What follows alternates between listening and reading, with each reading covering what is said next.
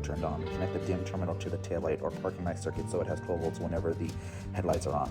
When the power is applied to the dim terminal, the instruments will illuminate at a preset brightness level. When the DIM terminal does not have power, the backlighting will be off unless they're enabled in setup to be on daytime operation. The night brightness level is adjusted two different ways. The preset brightness is adjusted in the main setup lighting.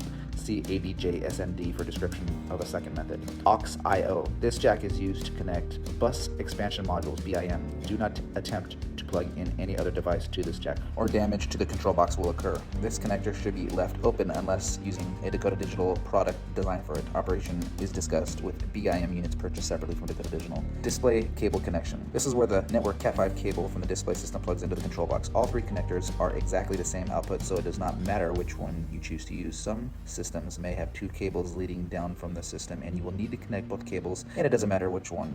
Unused jacks can be left open. Some systems may also need a cable connecting two halves or multiple gauges in the system together. If the back of the displays have more than one connector, you will need to jumper it to the other display that has only one. The shorter cable supplied in the kit is for this connection. If you are purchasing a longer network cable, be sure to get a Cat5 or Cat5B, Cat6 patch cable. Do not use a crossover cable. Setting up the control box. Below is the list of setup menus. You must have SW1 wired to enter setup. SW2 will be used in some menus as well. Descriptions of each menu are below. Pay close attention to the setup menus and options, as incorrect settings will cause faulty readings on the display. Alright, we have main, submenu, and description. We have speed, tack, volts, water, oil, fuel, lighting, BIM, displays, info, set, odometer, and then here's where it has all the information in the submenu. Entering setup. Press and hold the SW1 while turning the key to the ACC power on, accessory power on. The display should light up and show setup on the speedometer LCD1 and tachometer LCD2.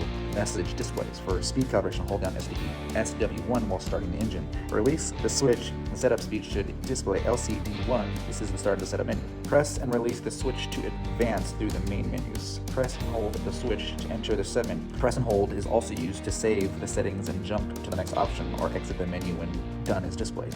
You can exit setup at any time by switching off the key to power. Speedometer setup and calibration. There are two main methods for calibrating the speedometer: auto, cal, and adjust. Auto cal requires that you have one measure mile marked out. Adjust requires that you follow another vehicle going at a set speed using a handheld GPS speedometer function, or time yourself over a mile to determine your speed. Dakota Digital recommends you start with the auto cal method to get the speedometer close. If you find it's reading too fast or slow, the auto cal will attempt to adjust mode. Speed calibration requires holding SW1, then starting the engine.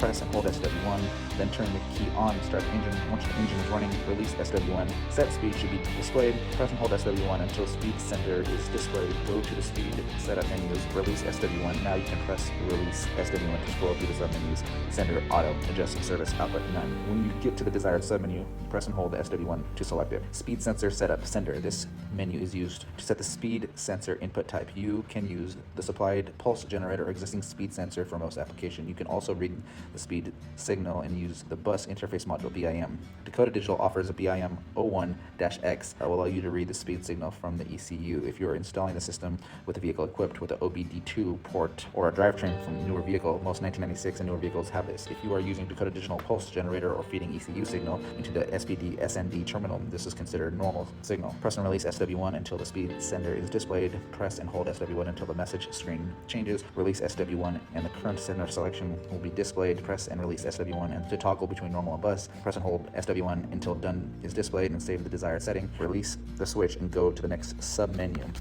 So we're going to skip the auto cal and the speed setup. We'll come back to that as soon as it's all done, but we're going to go to the tack setup, the tachometer setup. The control box can be set to read 1 to 16 cylinder ignition signals. It can also be set to read either 12 volt tack signals or 5 volt tack signals found on some engine computers. The digital tachometer update rate can be adjusted between slow, mid, and fast. The RPM warning shift point can be adjusted from 2200 to 14,800. The digital tachometer will read from 300 to 17,500 RPM. At RPMs above 9,990, the reading will be displayed as RPM times 10 in the message center. 12,000 RPM displays as 1,200. You can also read the tack signal with the use of bus interface module BIM. Dakota Digital offers BIM-1-X that will allow you to read the tachometer signal from the ECU if you're installing the system in a vehicle equipped with OBD2 port or drivetrain from the newer vehicle. 1996 newer vehicles have this. Press and hold SW1 while turning the key on. Release SW1, press and release SW1 until the TAC is shown. Press and hold SW1 until the TAC engine is displayed. Release SW1, press and release SW1 and scroll through the TAC submenus. Engine update, warn signal, done. Press and hold SW1 to select the desired submenu. Engine cylinder setup. This menu is used to set the current number of cylinders that the TAC signal is providing. It is adjustable between 1 and 16 cylinders. Press and release SW1 until the setup engine is displayed. Press and hold SW1 until the message screen changes. Release SW1 until the current cylinder settings will be displayed. Press and release SW1 to increase value 1 to 16 or bust. Press and hold SW1 until done is displayed and save the value. Release the switch and go to the next submenu item. Note, when selecting a cylinder count, be aware the TAC signal is coming from the ECM's oftentimes V8 engine computer or may actually output 4-cylinder TAC signal. This would require the engine selection to be set to 4, not 8, as you might expect. Display update setup, update in parentheses. The display update rate can be adjusted so the reading on the TAC doesn't change so quickly. This is a personal preference and is just used to slow the reading by averaging.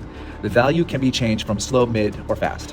Press and release SW1 until update is displayed. Press and hold SW1 to enter the update setup menu. Release SW1 and the current update rate will be displayed. Press and release SW1 to change the value from slow, mid, or fast. Press and hold SW1 until done is displayed to save the value. Press and switch to go on to the next sub-menu item. RPM warning setup, warn parentheses. This is used to turn on a point for warm output on the control box.